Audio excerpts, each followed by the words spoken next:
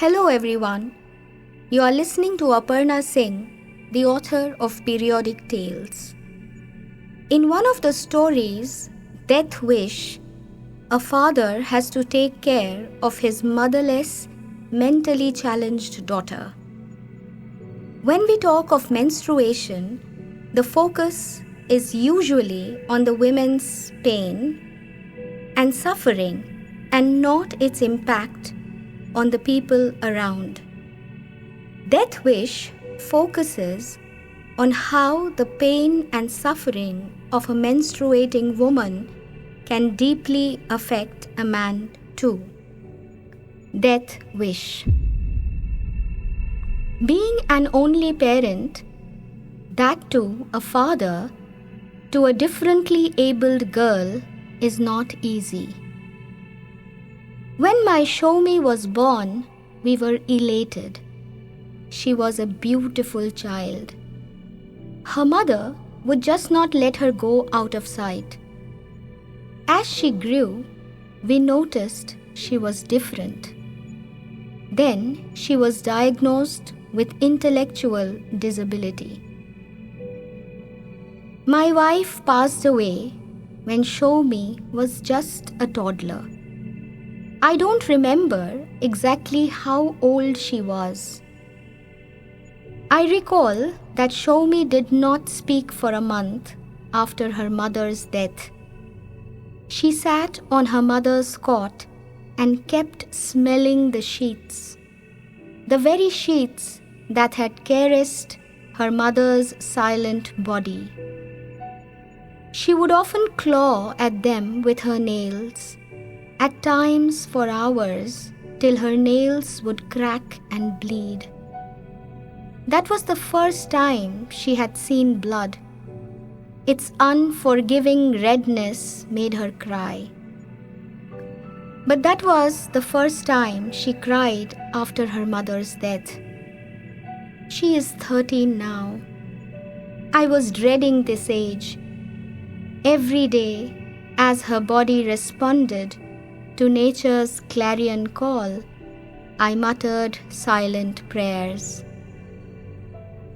Then, one day, I saw she had soiled her salwar and was wailing. The blood had made her cry. She was crying like she was still a toddler, a little girl who had seen death. Startled that her body had been embraced by nature, she was reminded of a familiar emptiness. At times, her eyes glittered with a deep sense of knowing, and at others it was opaque, refusing access to us normals. She ran to me and hugged me tightly.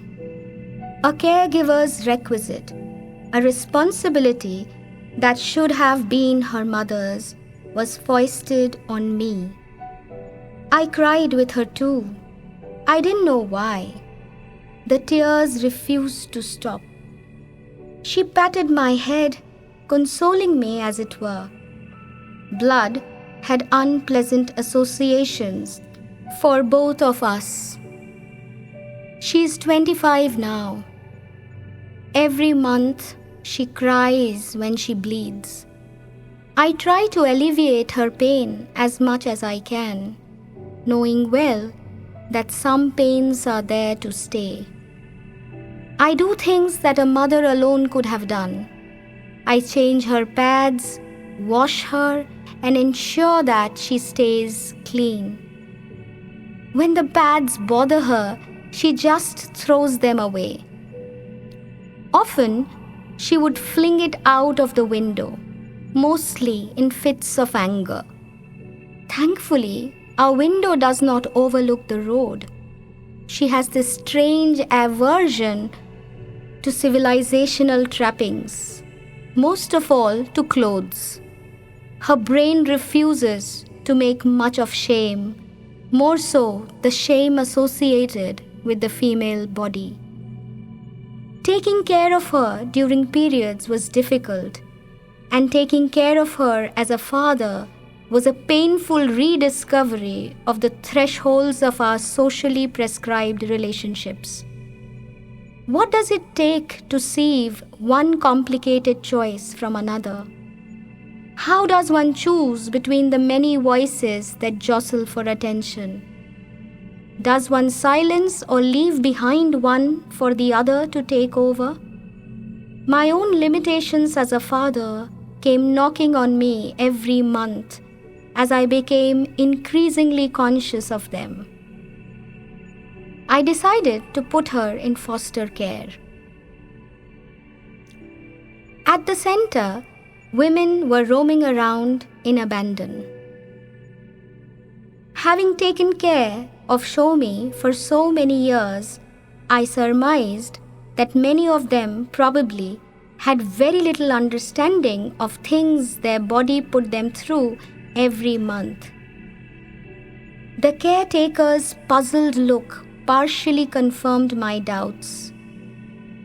Ignorance was bliss. Or was it not? I could not tell.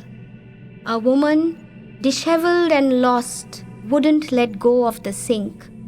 She stood there, trying to embrace it with her legs. Another one, in her late 30s, felt the beds were edible and could satiate her hunger. She had scraped the fringes of the mattress and ripped it up and was single-mindedly salvaging the cotton flakes running amok. A petite young woman, my Shomi's age, came running towards me. She had been stomping about recklessly till then. She had blood on her skirt. But unlike Shomi, the very sight of it amused her. She gestured at the stain and grinned. It was almost the same color as her skirt, a deep brown, the color that appears with long unwashed, long settled dirt.